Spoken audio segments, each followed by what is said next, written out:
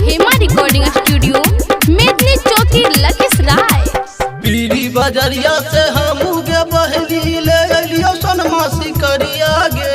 पीरी बजरिया से हमू गे बहली ले अलियो सोनमासी करिया गे। जब तो बनबी हमारा रखिया, जब तो बनबी हमारा रखिया दे देबो सोनमासी करिया गे। जब तो बनबी हमारा रखिया दे देबो सोनमासी करिया गे। पीरी बजरिया से हमू गे बहली ले अलियो सोनमासी करिया गे। पीरी बजरिया से हमू गे बहली ले अलियो सोनमासी करिया गे। जब तो बनबी हमारा रखिया, जब तो बनबी हमारा रखिया दे देबो सोनमासी करिया गे।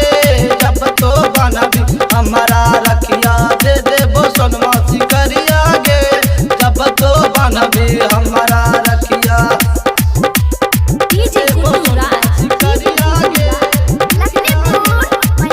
हेमा रिकॉर्डिंग स्टूडियो मेदनी चौकी लखीसराय।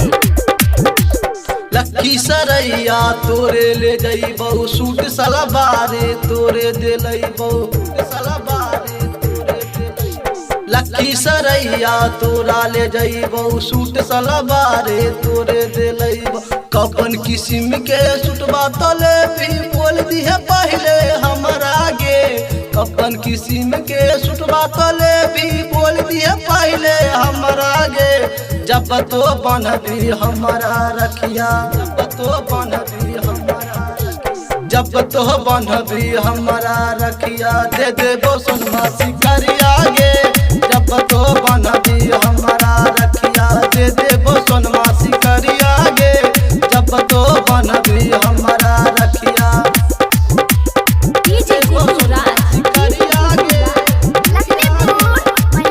हेमा रिकॉर्डिंग स्टूडियो मेदनी चौकी लखीसराय। छोटू सुनील के रखिया तो बनबी ले ली है पहले कपरवा गे, ले ली है पहले कपरवा गे। छोटू सुनील के रखिया तो बनबी ले ली है पहले कपरवा गे। कपन किस्म के राखी तो बनबी बोल दी है पहले हमरा गे। कपन किस्म के राखी तो बनबी बोल दी है पहले हमरा गे। जब तो बनबी हमारा रखिया,